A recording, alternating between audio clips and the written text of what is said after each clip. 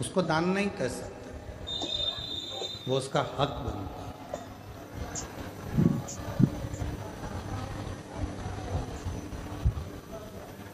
कोई कहता है कि हमने हमारे परिवार के व्यक्ति को दिया, दान दिया, वो दान नहीं कहलाता। दान की परिभाषा किसको कही गई कि परिवार के अंदर कोई दूसरा व्यक्ति है, मान लो कोई रिश्तेदार है और उसका बच्चा पढ़ना चाहता है,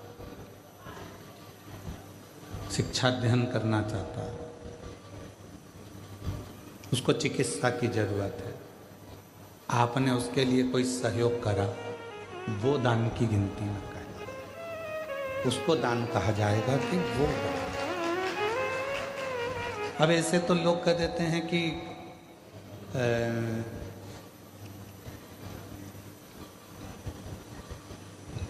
कितना सुंदर कहा है कि यदि हम किसी व्रत का उद्यापन करते हैं, हम किसी व्रत का यदि उद्यापन कर रहे हैं और उद्यापन यदि हम कर रहे हैं तो उद्यापन करने में भी पहला प्रयास होना चाहिए कि बाहर की जो माताएं हैं, बाहर के जो जोड़े हैं, बाहर के जो लोग हैं, उद्यापन में पहले उनको गिना जाए।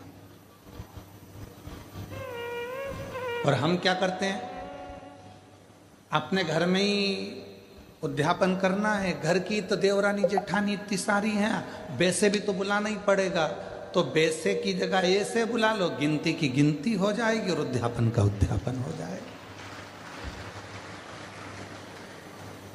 मतलब तुम्हें काम निपटाना है, तुम्हें उस उद्यापन का फल प्राप्त नहीं करना, तुम्हें उस उद्यापन का फल नहीं चाहिए, तुम्हें केवल काम को निपटाना है, केवल काम निपटाना नहीं भाई। उद्यापन करोगी तो देवरानी तो भोजन करेगी करेगी, जेठानी तो भोजन करेगी करेगी, ननंद भी आएगी आएगी, नंदोई भी आएगा आएगा, तो इन सबको तो तुमको भोजन कराना है, पर इनको उद्यापन में नहीं गिनना है। उद्यापन में उनको गिनो जो दूसरे हैं। क्यों? हम अगर जेठानी को भोजन करा रहे हैं उद्यापन में और जेठानी झूठे बर्तन को हाथ लगा रही है, हम ननंद को भोजन करा रहे हैं उद्यापन में और ननंद पट्टी बिछा रही है, भोजन परोस रही है, काम कर रही है, तो तुम्हारे उद्यापन का फल कहाँ से मिलेगा तुमको? उस उद्यापन का फल भी तो मिलना चाहिए,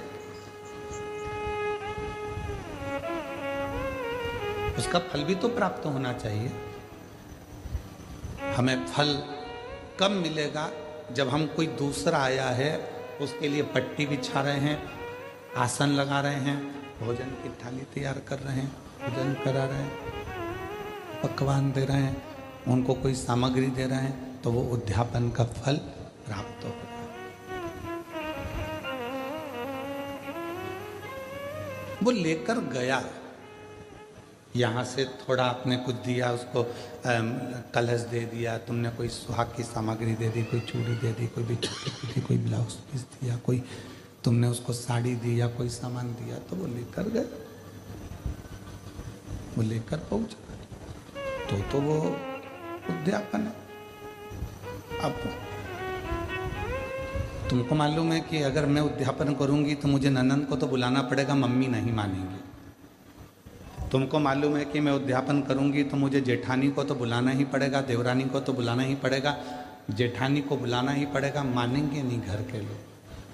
तो क्यों ना उनको भी उद्यापन में जोड़े में गिन लूं, और तुमने उनको भी उद्यापन के जोड़े में गिन लिया और विचार करा, मेरे 16 जोड़े पूरे हो गए, मेरे 16 सोमवार का उद्यापन हो गया, अब भगवान शंकर मुझे फल देंगे।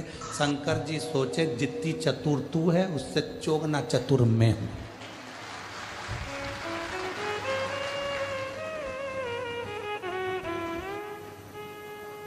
कर वापिस उद्यापन, फिर वापिस कर 16 सोमवार।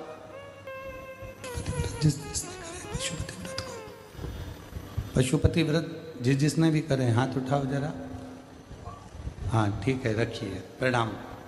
हम भी करें, ठीक है, हम भी हाथ उठाएं, हमने भी करा। और हमारी धर्म पत्नी, ऐसा कोई महीना नहीं जाता होगा जिस महीने में एक बार पूरे 5 पशुपति व्रत नहीं कर लेती। उसका नियम है, वो व्रत महीना 2 महीना में, 2 महीना 3 महीना में पशुपति व्रत करती रहती, करती। पशुपति व्रत में कई माताएं कहती है, गुरुजी आपने कहा कि आखिरी में जिस दिन पशुपति व्रत का उद्यापन होता है उस दिन एक श्रीफल भगवान शंकर को भेंट के साथ में चढ़ा देना चाहिए, भेंट के साथ में रख देना चाहिए। इसका मतलब क्या है, इसका महत्व क्या है, इसका मतलब क्या होगा, इसका महत्व क्या होगा? तो वो पशुपति नाथ है, उसको पशुपति नाथ कहते हैं। और वो पशुपति नाथ है। पूरे 5 व्रत में हमने मान लो कोई गलती करी हो, 5 व्रत में हमने भगवान को शीश नहीं झुकाया हो, 5 व्रत में हमने भगवान को नमन ना करा हो, तो ये जो श्रीफल है, जो ये श्रीफल, जो ये नारियल है, ये शीश का काम करता है। श्रीफल नारियल शीश का काम करता है। और ये श्रीफल नारियल हम भगवान शंकर को देते हैं। ये श्रीफल नारियल भगवान शंकर को देते हैं, प्रदान करते हैं। शंभो शंभो शंभो शंभो शंभो।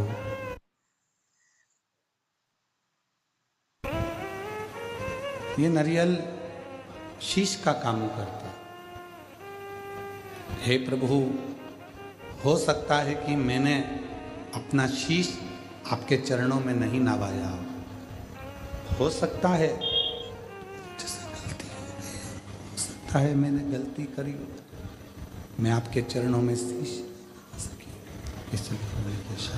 इसलिए मैंने ये शीश रूपी नारियल, मैंने ये अपना मस्तक, शंभो शंभो, मैंने अपना ये मस्तक, अपना ये शीश आपके चरणों को नमन करने